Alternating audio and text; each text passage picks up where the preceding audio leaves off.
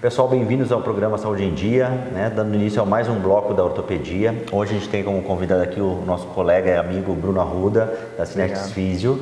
A gente vai falar um pouquinho para vocês de como que a gente pode fazer para poder prevenir e desacelerar as degenerações na coluna, né? O que a gente tem de opção terapêutica para isso.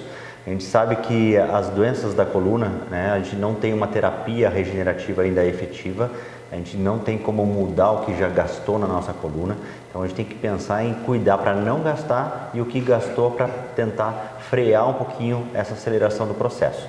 Tá? E hoje o Bruno vai mostrar para a gente como é que se faz uma avaliação funcional da coluna. Bruno, obrigado então por participar do programa, né? Obrigado pelo vai falar para a gente hoje, né, o que é a avaliação funcional da coluna, né? Quais são as suas indicações, né, e quais os benefícios que ela traz principalmente, né, para os pacientes.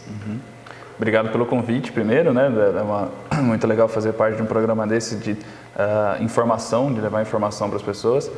A avaliação funcional de coluna, ela tem uma função para a gente conseguir identificar em qual fase o paciente está, ou às vezes para a alta desse paciente também.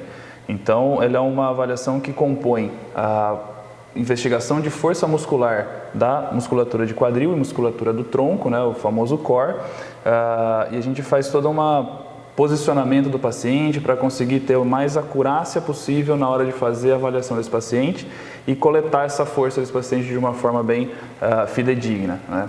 E essa é uma parte da avaliação funcional, tá? Nós temos 4 partes, então tem a parte de questionários também, que o paciente vai contar para a gente como está a situação dele, da vida dele com relação àquela fase que ele está passando da dor lombar ou da dor cervical.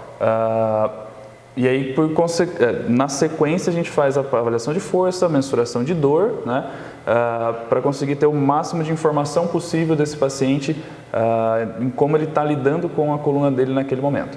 Muito legal. E tem alguma faixa etária específica? Todo mundo pode fazer essa avaliação? Para quem que é mais indicado isso, Bruno? Qualquer pessoa que tenha a dor lombar. A dor lombar, ela aflige aí em todas as faixas etárias e a gente consegue fazer a avaliação funcional em qualquer faixa etária que esteja passando pelo processo de dor inicial, ou médio, ou final, como critério de alta também ela pode ser usada. Muito legal. A gente vê muitos pacientes, né, que já são atletas, né, são esportistas mesmo, amadores, né, que têm dor nas costas, apesar de ter um excelente condicionamento. Né, e nessa avaliação a gente consegue realmente avaliar, né, que existem, né, desequilíbrios musculares, que são as causas, normalmente, né, dessas crises aí de agudização. Se tiver algum déficit muscular dentro da avaliação de força, a gente vai conseguir identificar com certeza. Mesmo ele sendo atleta, às vezes não é só a produção de força, mas a relação de forças que está um pouquinho diferente do que a gente gostaria, ou do que a gente chama de normativo, para conseguir seguir a vida ou a performance desse atleta. Bom, eu queria que você mostrasse para a gente, né, a Bruna Mann foi uma colaboradora nossa aqui para fazer a avaliação hoje, né? Qual foi o primeiro teste que você fez, né? Qual que é o objetivo desse primeiro teste aí? O primeiro teste que eu fiz com ela foi o teste de avaliação de força dos abdutores do quadril, né, que faz o movimento de fazer a abdução puramente, e ele é feito de uma forma com o paciente deitado e com 2 faixas de velcro, estabilizando ela na parte do quadril e outro estabilizando o dinamômetro que a gente usa para coletar a força desse paciente em quilo de força mesmo. Esse teste essa musculatura, ela é muito importante na hora da cadência. A Bruna, como é uma corredora, então é muito importante na hora de a gente pensar mecanicamente como está a pelve desse paciente, né, o quadril, como que ele está funcionando na hora que ela corre, na hora que ela faz o primeiro impacto na hora da corrida. Então, se ele tem uma falta de controle, uma fraqueza, a gente vai conseguir identificar isso de uma forma clínica e de uma forma bem mensurada com a avaliação funcional, especificamente da dinamometria. Legal, né? E a gente avalia tanto a força como a resistência, né?